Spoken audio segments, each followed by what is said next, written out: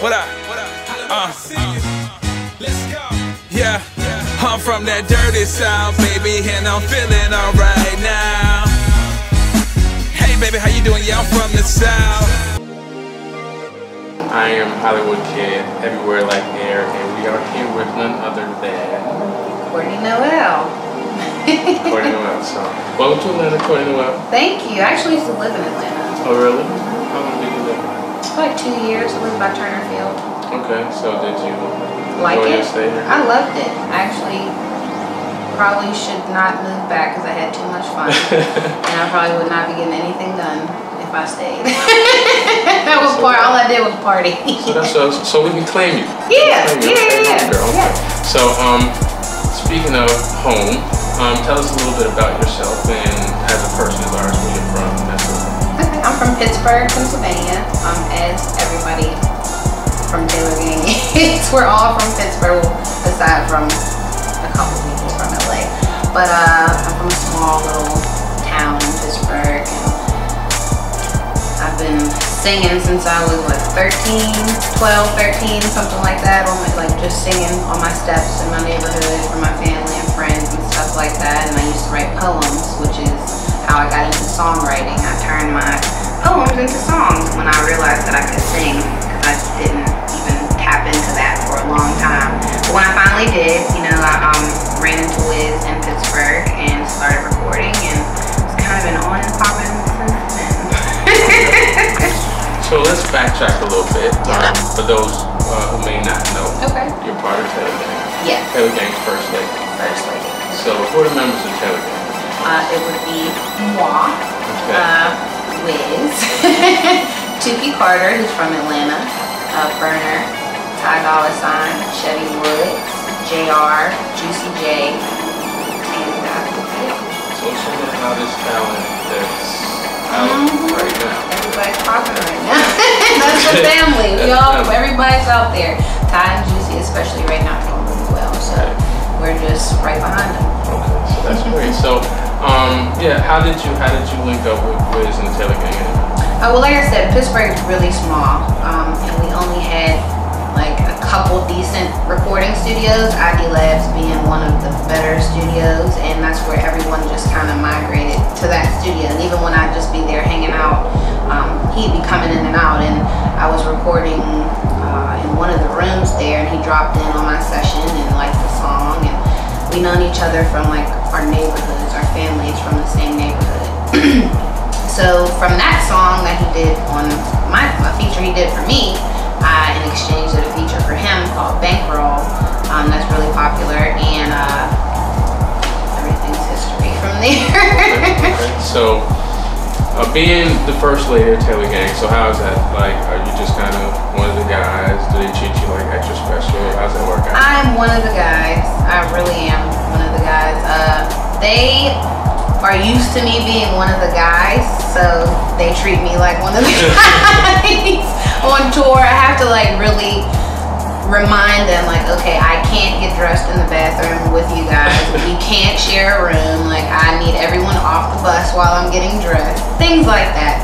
So I have to like demand the special treatment because they forget that I am a woman and I have girl parts and things like that. I mean, but that has to be a good thing to be around. You know, be be able to. They're like my brothers. We're like family, man. They look like, if we're out and an altercation happens or like things get, you know, messy sometimes when you're on the road. I mean, they treat me like a girl in that aspect. They wouldn't let anybody disrespect me or, you know, push me around. But for the most part, yeah, it's Taylor Gang. Yeah, you might want to be careful. Like, that's what's up. So but yeah, they're good guys. I love them for that. Okay, so we're gonna get a little bit more about your project, but let's talk a little bit about just being on the road with Wiz, and you guys were touring. So what can you say you've learned? What would you tell maybe an up and coming rising artist? So much I've learned. Performing live is a whole other art in itself that I'm still trying to master. But going on tour, I learned from Wiz specifically, like just how to have stage presence and how to deliver your music, and it's actually helped me write better because now I write keeping in mind that I have to perform this. You know what I mean? There's some songs that I write and I have a really airy voice and a light voice, so it's hard to push that out on stage. So now I write keeping in mind that you're gonna have to sing this really loud and you have to deliver it, so make sure you're not, you know, harmonizing all over the track. So he taught me how to deliver, and in turn that taught me how to write better. So it's so much, and just how everything moved. You know, when you go to a concert, all you see is that person on stage performing, they get off, you don't know what happens after that. But like, before it's a circus and after it's a circus, and you kind of just have to learn how to adapt for anything. That's probably the most thing that I learned. You have to be like on your toes at all times. Nothing ever goes as planned. No, ever. Nothing ever goes as planned. I mean, there's about a million situations I could name that just threw me for it. We'd be here all day. Okay, so let's talk a little bit about, before we go into your music, speaking of learning from, I guess, artists, some of your influences. Who would you say are some of your influences, artists that you look to? I have like a top 5 that I just go to. Beyonce. Anybody who follows me on any of my social networks knows I'm a Beyonce stan, fanatic, kind of obsessed, kind of weird, slightly. Mariah Carey, Sade, Mary J. Blige, Billie Holiday. Okay. Those are my girls. And I kind of pull different things from all of them. Like Sade, I really pull from her songwriting, how she's really honest in her songwriting. Beyonce, I just can hope to be 1% of Beyonce, because she's just the hardest working. When I see what she does on stage, I'm just like, I don't know how anyone human does that. Like sing live for 2 hours in heels and twerking up and down. Like that's some crazy stuff right there. So Mariah Carey, I just love that she writes. She's really, really involved in her writing. Like a lot of women write and they have co-writers and they have a team of writers that come in and help. She's really involved with the production and the writing. Billie Holiday, when my grandma passed away, she left me all these vinyl records and a record player. And that was like the first thing I put in, and I just was hooked ever since. Just the rawness and the feeling that she portrays. Mary J is like, my name might as well just be Mary J. Blige, because like personality wise, me and her right here. She just doesn't know she's not my sister yet. She'll find out one day. Did you ever want to work with either of those artists? All of them. Every single, you know, well, besides Billie Holiday, but every single one of them. That would be like a dream. And Missy Elliott, she's like the shit for me. All right, so let's talk a little bit about your project. Speaking of, you know, some things that you take from each artist with your writing. So I heard your project. I'm everywhere like air. So I do my homework. I like that. I'm everywhere like air. Yeah, this is actually, let's back up a little bit. Okay. We got a little time? Yeah. So this actually, I'm gonna start a new segment with you being our premier flagship guest. Okay. One of my monikers, if will, is Mr. Everywhere Like Air. I fancy myself on being all over the place. So sometimes I'm out on two, three spots a night. So people are like, "Weren't you here? Weren't you there?" So like, I'm everywhere like air. Actually, yeah, he one day said like, "You're everywhere like air," and I said, "Hey, I like that." So that, this is gonna be Everywhere Like Air. Okay. With you as our first guest. Okay. So I did my homework on you, and actually I was out the other week and I heard a song and I didn't know who it was. So I was like, I need to find out who this is.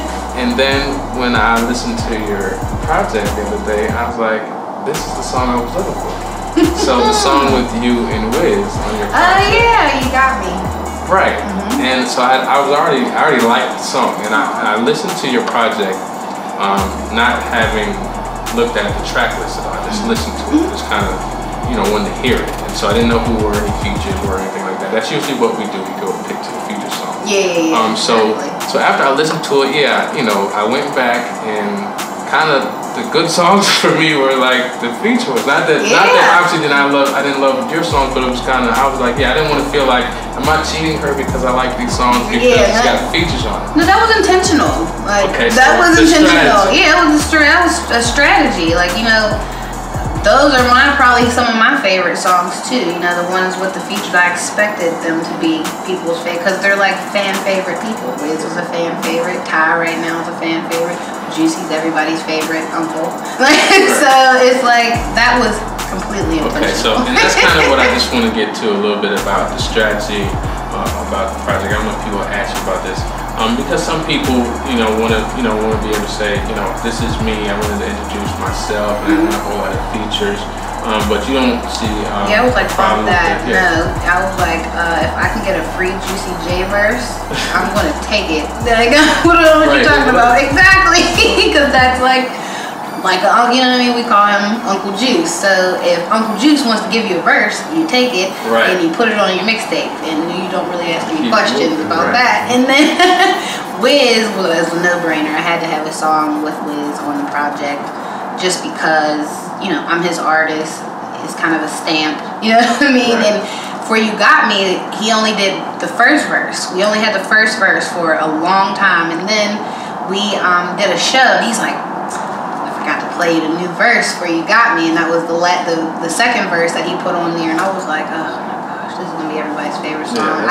He killed it. He killed that one. And then Chevy, of course, me and Chevy are like brother and sister, and I have a song called Libra that he's featured on, and he just has that around the way, like, your local dealer sound. Well, that was the first one that actually caught my attention when I was listening to it. I think I got to about number 7 or 8, and I was like, hold on, let me go back to that. So Libra, Libra's that's fire. Like number 4 or 5. Yep, so I had to go back. Yeah, I had to go back. Libra's a good one. Libra is the bomb. Yeah, we were debating on who to put on Libra, but the sample that they use in the beat is like real. Just reminded me of like Cali and WA. Like, and I was like, we just need to put Chevy on it. I needed something gritty for that song. So all those features were intentional. Ty actually, and that's one of my favorite songs as well. The song I had with Ty, which is number 6, I believe. And he came to the studio with the song already. He was like, I just want to, play this song. I think all the girls is going to like it. And I immediately heard the Aaliyah sample, who I forgot to mention. I love Aaliyah as well. And I didn't even need to hear the rest. So I was like, yeah, I'll take that. If the songs work, I'm going to put them on. I don't care about, I just want people to hear me. Like, there's 12 songs. You get enough of me. You can get a little bit of something else. And it makes it more exciting. You know what I mean? Like, and it's free. It's not something you get to hear Juicy, Wiz, Ty, Chevy. Free. You know what I mean? So I appreciate that. Yeah. So, let's get a little more in depth. So, your project, I know you do all the writing, most of the writing. All the writing, yeah. Let me try to most the writing. All the writing, yeah. I pick every track. I write every word. I do all my background vocals, all my harmonies, all the vocal arrangements, everything. Because I'm very particular. Okay, so the name of the project is Love on the Run. So what can people expect from Love on the Run when they listen, when they pop it in? A project full of love. It's just, if I can explain it best, it would just be like a girl's love story. You know what I mean? Like, excuse me. From the beginning, the second record is Chance. And it's basically talking about getting into a new relationship and wanting to trust again and being hurt before. And it kind of segues into everything I've been through in a relationship, like the fun relationships, the bad relationships, and then it kind of wraps up at the end. It's like, yeah, I'm still looking for love. Like, my love is still on the run. We still out here searching. Single? Yes. Single? Okay. So, yeah, I mean, how does that work? Absolutely. Yeah, how does that work? Did you see how I leaned over this way? That wasn't my first. No, that's just the guy in me. But, yeah, be on Christian Mingle. So how does that work for you, being on tour? It works perfectly because it's just no distractions. Like, I am fully committed to this project and my group and my music, and as much as I like to pull from all the relationship drama to make great songs, it's really distracting. So I was kind of like, yeah, boyfriend can wait, and all that can wait. Okay. So but it's easy. It's a breeze. I go get off stage and I go to sleep. And all the boys are still drinking and chasing girls, and they're tired the next day, and I'm up at 6 a.m. like, where's breakfast? Let's go. Let's get it done. I'm sure you have some. I mean, you hang out with Wiz Khalifa and them, so they're known for turning up. I can turn up when I'm ready to turn up, but for the most part, I like to sleep. Okay. I like to get my rest on, because I've tried turning up and getting on stage the next night, and it sounds something like, you could just see all the toxins coming out my pores on stage. All the Bombay is coming out, so I just stopped doing that. Well, yeah, and let's, and I don't want to be long with it, but let's kind of touch on that again. You mentioned the difference between, being in the studio writing a song and performance. I think that's key. I see a lot of artists on stage. I watch a lot of live performances, hundreds and hundreds of performances, and there's sometimes the artist is actually better live than they are in the studio. Sometimes they're clearly better in the studio than they are live. But you have to be, as an artist, prepared and understand the dynamic of performing on stage in front of people. And it's very hard. Because when you're not like a famous, well-known singer, you don't get to go to the sound guy and say, I would like reverb, and I would like delay, and I want the $4,000 mic that makes me sound like a butterfly. Like, you get whatever mic is left over, like that they have just kind of hanging. Your in-ears don't be working all the time, and they don't know your levels, because sometimes you don't get to make it to sound check. You know what I mean? Like, that's just what it is. Like, if I'm with the guys don't have to sound check. They just get up there and like, yo, yo, yo, yo, yo. I'm the one who has to go to sound check, and if I can't make it, I don't know how loud I'm going to sound. I don't know what the amphitheater is going to, what the speakers and the venue is going to sound like. So it's an art. It's like you have to just go out there and kind of be prepared for anything. You know what I mean? And singing in the studio, I could get in the booth and go la la la la, and the engineer could make it sound like la la la la la. But on stage, you're gonna sound like la la la. You're gonna sound like you can't hide from anything. I mean, I know they make mics that have like auto-tune built in them, and well, not built in the mic, but the sound system. You know what I mean? Like, they can do that. Kanye West, like his whole tour, he had auto-tune on his mic, so you can do that, but it's expensive, and it kind of takes away from it. So you just have to like adapt. You have to adapt to it, and I'm definitely stronger in studio, because that's where I'm just more comfortable at in the studio. But I'm learning how to just get up there and tell the sound. Now I'm familiar with things that I need, so I'm able to kind of nudge the sound guy, like, just turn me up a little bit, turn my delay up a little bit, make me louder, because I have a really low soprano. So in a stadium of 23,000 people, my little voice is muffled by the beat just from the beginning. So it's a lot of tricks and a lot of knob turning that you have to get familiar with to get your sound. And it's important, because if you don't have it right, you can sound real crazy. Like real crazy. So learning a lot. Yes. Okay, so let's talk about your single. Food. Yes. It's on iTunes now? Yes. Okay. Food is available on iTunes. It's also one of my favorite songs, because that is a really, really personal song. I actually cried while I was writing that song. I wrote it, cried about it, hopped in the booth, and like knocked it out in like an hour, which for me is quick, because I have to do all my background vocals myself. But E-Dan produced it, who everybody knows E-Dan, who knows Taylor Gang. He produces everything dang near for Wiz. Like, he's on Rolling Papers, LNIFC. He's the owner of ATL Indy Studio, actually, that we record at. And I laid the track, I sent it back to E-Dan. He put some tweaks on it, kind of brought the beat to life a little more, and it just sticks in your head. And it's every woman, girl, whatever who listens to it, they know exactly what I'm talking about. Everybody loves that song, and I love it. We shot the video in LA. We just got the final edit back, and that should be out really soon. We're just trying to figure out which network we're going to premiere. Okay. Maybe you'll come back and see ATL Indy TV. Absolutely. Don't side-eye me. You can do that. Okay, so what else? I did have another question. but I can't recall. So, is there anything in particular that you would like the audience to know about you, or just kind of in general? Really important things you gotta show them, which will be my name's Courtney Noelle. My project Love on the Run is available for download. Right. Food is available on iTunes. I'll be going on tour this summer, so you can catch me on tour performing live. And follow me on Twitter, CMB Brand, and Instagram, CMB Brand. Well, thank you for your time, Courtney Noelle. Thank you. Really appreciate it. Thank you, guys. It was fun. So, Hollywood Kid, Courtney Noelle. Everywhere like air. Stay tuned. Taylor Gang.